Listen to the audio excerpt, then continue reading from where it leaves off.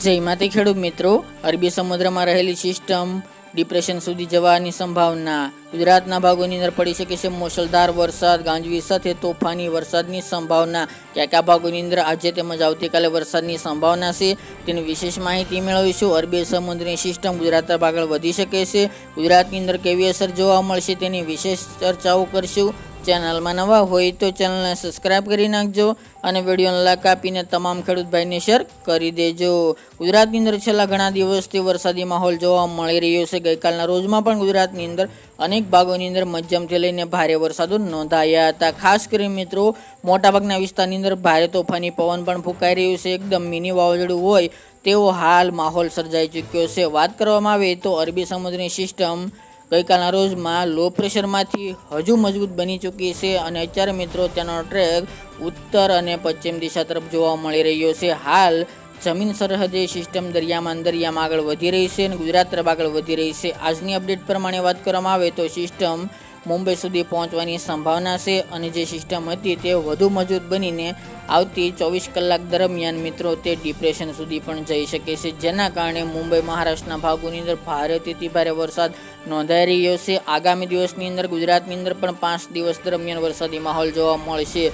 અમુક વિસ્તારની અંદર ભારેથી ભારે વરસાદ ગુજરાતની અંદર પણ જોવા મળી શકે છે. હાલ મિત્રો સિસ્ટમની વાત કરવામાં આવે તો સિસ્ટમ હવે ગુજરાતમાં કોઈ મોટો ખતરો વાવાઝોડાના રૂપમાં નહીં જોવા મળે, કારણ કે જે સિસ્ટમ હતી તે દરિયામાં જવાને બદલે જમીન તરફ આગળ વધી રહી છે. તેમજ મિત્રો તેને સ્પેસ જે પાણીમાં મળતો હોય છે તે અત્યારે નથી મળી રહ્યો, જેના કારણે હવે ગુજરાતની અંદર વાવાઝોડાનો ખતરો કોઈ જોવા મળશે નહીં. વાવાઝોડાની શક્યતાઓ નહીવત જોવા મળશે.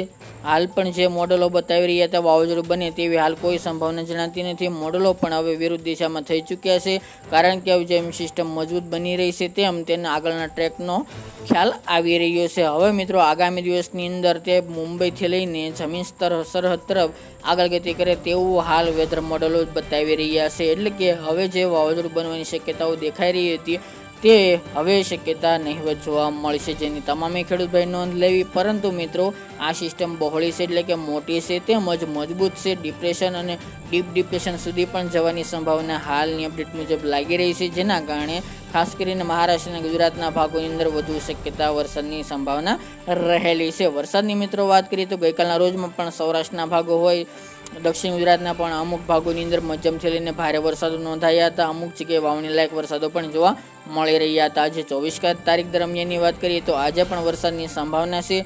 ખાસ કરીને મિત્રો વરસાદી માહોલ આ સિસ્ટમને કારણે ડિપ્રેશન બન્યું છે, જેથી આગામી 5-6 દિવસ દરમિયાન એટલે કે આ મહિનો પૂર્ણ થાય ત્યાં સુધી આ વરસાદી સિસ્ટમની અસર ગુજરાતમાં જોવા મળશે. વધુ સંભાવના દક્ષિણ ગુજરાત અને સૌરાષ્ટ્રની અંદર ખાસ કરીને દરિયાકાંઠાના ભાગોની અંદર રહી શકે છે.